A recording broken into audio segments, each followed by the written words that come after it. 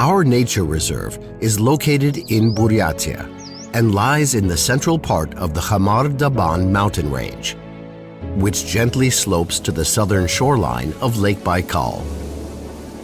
We are also responsible for the protection of nature in the Kabansky Nature Sanctuary and the Altachayski Nature Sanctuary.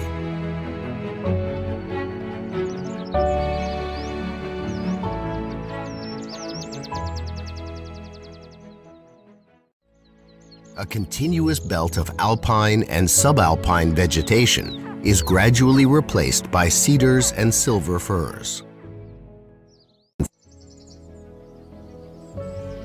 A distinguishing feature of the flora of the Байкальский Nature Reserve is the presence of a wide range of relicts and endemics. Here we may find plants that have existed on our planet for millions of years.